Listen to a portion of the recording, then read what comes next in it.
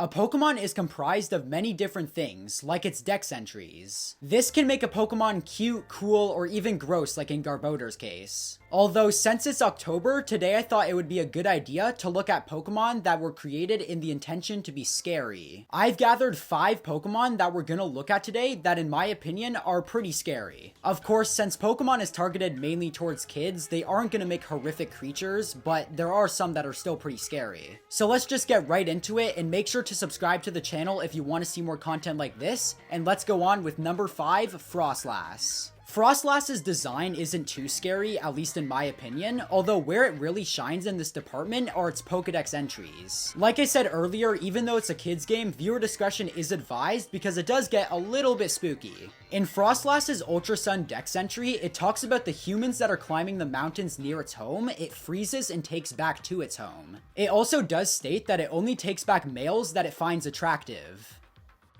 And for what it does with these frozen people, it states that it doesn't eat them, it just likes to keep them as decoration.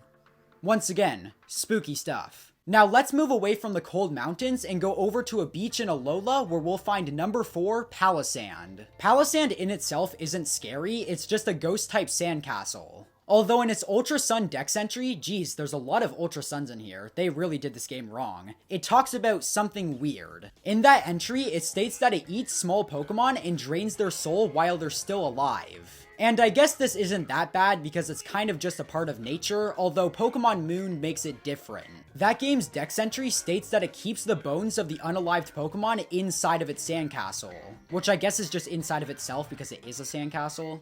Let's go ahead and move back to Sinnoh and look at number 3, Drifloon. Also, I should quickly mention that this list isn't in any particular order, I just thought these 5 Pokemon were pretty scary. In its Y Dex entry, it says, quote, small children found holding it vanish. And funnily enough, in other Dex entries, it does state that Drifloon does not like plumpier children. And on top of all of this, in Pokemon Legends Arceus, there's an entire side quest revolving around this. Although me personally, I wouldn't say that Drifloon is scary because its design is more on the cute side. Next, I'm going to talk about Kabutops, and I don't find it unsettling in any way, but there's one reason why I put it on this list. In one Dex entry, it talks about how it slices prey open and, quote, drinks the fluids. And once again, this could just be a part of nature, but the reason why I put it on this list is because the Dex entry is in Pokemon Let's Go. If you didn't know, Pokemon Let's Go is a much easier and tutorial version of the Pokemon franchise targeted towards much younger kids. So the talk about drinking fluids of prey is pretty weird. Now there is no scary Pokemon list without mentioning Darkrai. In its Pearl Dex entry, it talks about how people coming too close to its home will be put to sleep, and then saying that they will have, quote, horrific nightmares. I'm pretty sure it is the Nightmare Pokemon, but I'm not too sure. Now I guess we can talk about some runner-ups. Around this time last year, I made a video and said that Hypno was the scariest Pokemon. Although despite it kind of being partners in crime with Drifloon, it actually isn't that bad. In multiple Dex entries, it's actually stated to help people with insomnia. Although I still think it's pretty unsettling because it looks disgusting. A pretty popular opinion that I share is that my least favorite Pokemon, Jinx, is incredibly unsettling. Apparently it's so unsettling that an episode of the anime was banned because it was too racist. Although that's a whole can of worms that I don't really feel like going down in today's video. Maybe in a different video I'll talk about banned Pokemon from the anime.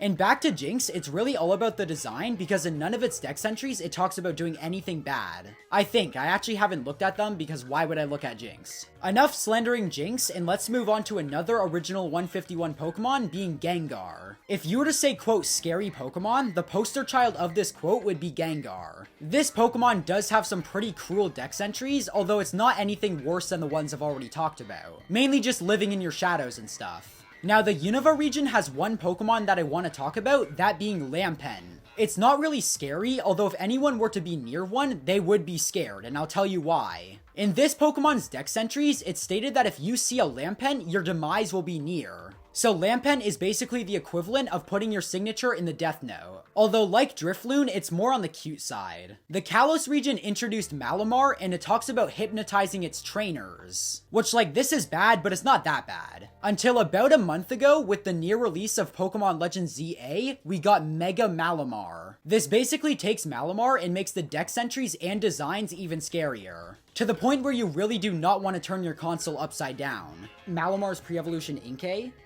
You have to level it up while your console's upside down to evolve it. Not including forms, there's now over 1,000 Pokemon, and some of them are bound to be scarier than the others. But it's safe to assume that there's more cool and cute Pokemon than there are scary ones. Now, of course, after looking at all these dex entries, I have one question similar to the one I just asked. Who created these? Like, who is sitting in the headquarters one day, looked at Fraslas's design, and then said, yeah, it's gonna freeze people and take them back? I think Game Freak has to hire some new people. Although the majority of new Ghost-type Pokemon are just their pre-evolutions dying. Like a prime example being Annihilate. Thank you so much for watching, and if there's other Pokemon that I didn't mention, make sure to tell me about them in the comments down below. And of course, happy spooky season, and I'll see you guys in the next video. Goodbye.